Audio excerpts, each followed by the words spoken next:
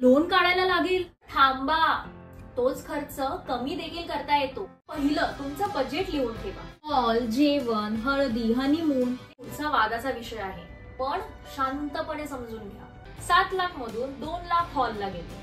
अपने आप आपल्याला स्वस्तात मस्त कुठे मिळतं ह्याची लिंक लागते. तुमच्या मनामध्ये काळजी वाटणार. माझ्या ज्या लग्नातली साडी होती ना, ती 6,000ची होती. अरे बापरे, 5 लाखच उरले. जी गोष्ट सांगणार आहे ना, ती आम्ही सुद्धा केली आणि आम्हाला खूप फायदा झाला. पत्रिकामध्ये असं कट डाऊन तुम्ही करू शकता. आता हनीमून तुम्हाला नक्की चांगला डिस्काउंट मिळेल, पण मला असं वाटतं की माझ्या या व्हिडिओमुळे तुम्हाला एक 10% 20% तरी फायदा होईल.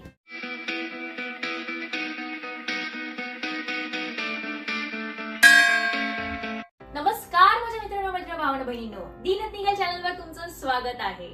तर लग्नाच्या टॉपिकवर आपण मागच्या व्हिडिओमध्ये बोललो आहोत. लग्न ठरलंय तर ह्या गोष्टी अवॉइड करा. या व्हिडिओला खूप छान प्रतिसाद दिल्याबद्दल धन्यवाद. तर लग्न ठरलंय, कसं करायचं, काय करायचं, या सगळ्या विषयावर मागच्या व्हिडिओमध्ये बोलून झालंय. पण आता पुढे काय? कारण लग्न ठरल्यावर सगळ्यांच्या डोक्यामध्ये एकच येतं, खर्च होणार, लोन काढायला लागेल, सोन्याचे भाव तर बोलायलाच नको. हे बघा, लग्न हा खर्चिक सोहळाच आहे, पण थांबा, तोच खर्च कमी देखील करता येतो. तर यासाठीच मी ही व्हिडिओ घेऊन आलेली आहे. पण फुकट स्कीमा वाटत फिरणार नाहीये. मी या व्हिडिओमध्ये एकूण एक गोष्ट एक्सप्लेन करणार आहे. तुम्हाला ही व्हिडिओ तुमच्या मित्रांना, मैत्रिणींना शेअर करायची आणि त्यांना सबस्क्राईब करायला सांगा. आणि जे काही तुमच्या ओळखीतले आहेत जे लग्न म्हटल्यावरती उगाचचा वायफळ खर्च करत आहे, त्यांना तर ही व्हिडिओ आत्ताच्या आत्ता शेअर करा. त्यामध्ये तुमचाच फायदा आहे. माझं तर झालेलं. बरं, मुद्द्यावर यायच्या आधीच एक गोष्ट क्लिअर करते. ही व्हिडिओ त्यांच्यासाठी आहे ज्यांना खरंच जाणून घ्यायचंय की लग्नाचा खर्च कुठे कुठे कट आउट करता येईल. Not for them who think like अरे हो दे ना खर्च, एकदाच होतं लग्न. प्रत्येकाची आपापली चॉईस असते. सगळ्यात महत्वाचं, जर तुमचं लग्न घर असेल तर घरातल्या कोणीही एकाने एक डायरी मेंटेन ठेवा. त्या डायरीमध्ये लिहायची सवय ठेवा आणि ती डायरी अशा जागी ठेवा जी सगळ्यांना हँडी असेल. आणि त्या डायरीमध्ये पहिलं तुमचं बजेट लिहून ठेवा. उदाहरण घ्या, तुमचं लग्नाचा बजेट 7 लाख आहे आणि त्यानंतर तुमचे मोठे मोठे खर्च लिहून ठेवा, जसे की हॉल, जेवण, हळदी, हनीमून. जे काही तुम्हाला वाटते की हे खर्चिक होणार आहे ते लिहून ठेवा. आता हे करण्याचं कारण असं, let's take an example. 7 lakh मधून 2 लाख हॉलला गेले. आता तुमच्या मनामध्ये काळजी वाटणार. अरे बापरे, 5 लाखच उरले. ऑटोमॅटिकली तुमचे पुढचे खर्च कमी होत जाणार. तर तुमच्या माइंड मध्ये हेच फिरणार की मला माझ्या बजेटमध्येच लग्न करायचंय. It's all about subconscious mind game. हा पुढचा वादाचा विषय आहे, पण शांतपणे समजून घ्या. आता लग्न हे 2 घरांचं आहे, त्यामुळे एका घरानेच खर्च उचलायचा हे काही बरोबर नाही. नवरा बायकोनी हा विषय आधीच बोलून घेतलेला बरा. खर्च दोघांमध्ये 50-50 झाला तर बरं आहे. हॉलची बुकिंग असेल, लग्नाचं जेवण असेल, जे काही आहे ते स्प्लिट करण्याचा प्रयत्न करा.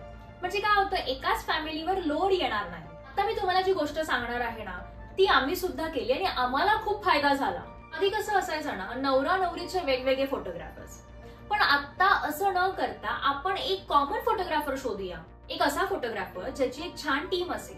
म्हणजे तो त्याची अर्धी टीम मुलीच्या फंक्शन्सला, हळदी, मेहंदी जे काही असेल त्या मुलीचं, आणि त्याची अर्धी टीम मुलाकडे जाईल. कारण काय होतं, आपण लग्नामध्ये एवढे फोटो काढतो पण टाकतो 1 किंवा 2च. त्याच्यामध्ये पण आपण किती सोशलाइज करतो त्यावर डिपेंड आहे. मी आणि सिद्धांनी लग्नाचे एवढे फोटो काढलेत पण टाकलेत हार्डली 1 किंवा 2.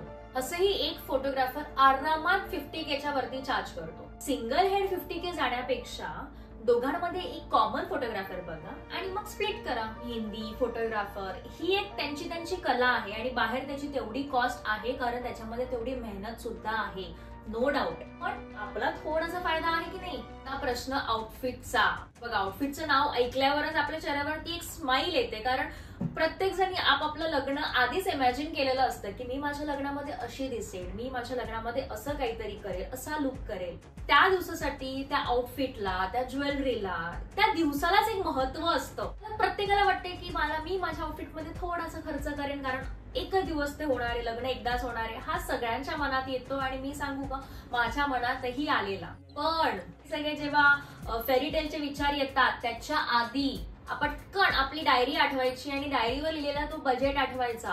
अपने आप आपल्याला स्वस्तात मस्त कुठे मिळतं ह्याची लिंक लागते. थोडंसं फिरा, एक्सप्लोर करा. लग्नाला 2 महिने असतात. 2 महिने आधी जर शॉपिंग केली तर तुम्हाला एक छान टाइम पिरियड मिळतो तुम्ही एक्सप्लोर करायला, फिरण्यासाठी. मी सांगू का, इथे 10 लोकांशी बोललेलं कधीही चांगलं असतं. आणि मग आपल्याला जे पाकिटाला परवडेल, जे आपल्याला पसंत सुद्धा पडेल, तिथे मग इन्व्हेस्ट करा. एक माझी गोष्ट सांगू का, माझ्या ज्या लग्नातली साडी होती ना, ती 6,000ची होती आणि सिद्धांचे कपडे समथिंग 7,000 मध्ये झालेले. तर एका दुकानातून मटेरियल घेतला आणि स्टिच करून घेतली त्याची धोती. इन्व्हिटेशन्स, पत्रिका हे आपल्या लग्नाचा एक महत्वाचा भाग आहे. म्हणजे आपण देवाजवळ पत्रिका ठेवतो आणि आपल्या लग्नाच्या कार्याला सुरुवात होते. तर हे सगळे रिच्युअल तुम्ही करा, पण 10 पत्रिका असे छापा जी तुम्हाला तुमच्या फॅमिलीमध्ये समजा की हे महत्वाचेच लोक आहेत, त्यांना पत्रिका गेलीच पाहिजे, तर त्यांच्यासाठी 10 पत्रिका ठीक आहे, थोडे जास्त कॉस्टचे तुम्ही छापा. 50-60च्या लोकांना पत्रिका वाटायचे, तर त्या लोकांसाठी थोडं कमी कॉस्टची पत्रिका छापा. आणि जे तुमचे जे मित्रमैत्रिणी आहे, तुमच्या ऑफिसची पब्लिक आहे, तर प्रत्येकाला जाऊन पत्रिका देणं हे थोडंसं इथे टाइम सुद्धा जातो आणि लग्नामध्ये आपल्याला एवढा टाइम नाही मिळत. तर इथे तुम्ही ऑनलाईन व्हॉट्सअपवर पत्रिका देऊ शकता. पत्रिकामध्ये असं कटडाऊन तुम्ही करू शकता.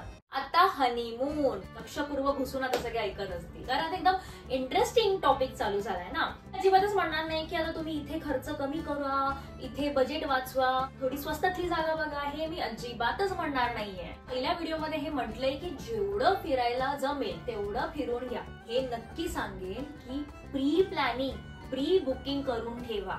लग्न ठरतं ते लग्न होईपर्यंत छान तुम्हाला 2 महिने मिळतात आणि लग्नाच्या गोष्टी जशा पुढे पुढे जातात तसं दोघांनी मिळून हनीमून या टॉपिकवर डिस्कस करा की कुठल्या जागेवर गेलं पाहिजे, कोणाला कुठली जागा आवडते. कारण जर तुम्ही ह्या गोष्टींमध्ये प्री बुकिंग जर केलं ना, हॉटेल्स, फ्लाइट्स, तर तुम्हाला नक्की चांगला डिस्काउंट मिळेल. 4 एजंटशी बोला, कोण कुठला पॅकेज देत आहे, त्यांचं कंपॅरिझन करा एकमेकांच्या पॅकेज सोबत आणि मग त्याच्यावर दोघांनी एक डिसिजनवर या आणि मग बुकिंग करा. बाकी लग्नाला लागणाऱ्या छोट्या मोठ्या गोष्टी कुठे स्वस्तात मिळतात थोडं शोधा, एक्सप्लोर करा. बस लोकांना दाखवण्यासाठी किंवा लोक काय विचार करतील या विचारामध्ये ब्रँडेड मध्ये घुसण्यापेक्षा थोडासा टाइम काढून एक्सप्लोर करा. इमिटेशनचे ज्वेलरीज आहेत तर ते बुलेश्वरला खूप छान स्वस्तामध्ये काम होतं. हे बघा, कुठल्याही ठिकाणी मार्केट, बाजार असतं जिथे दुकानापेक्षा थोडी रेट कमी असते. हे सगळ्यामध्ये मी म्हणेल की हे जे तुमचे 2-3 महिने आहेत ना, तर ह्या सगळ्यामध्ये डोकं लावा, घुसवा. कारण आपण जर विचार करायला बसलो ना तर खूप भारी काम होतं आपलं.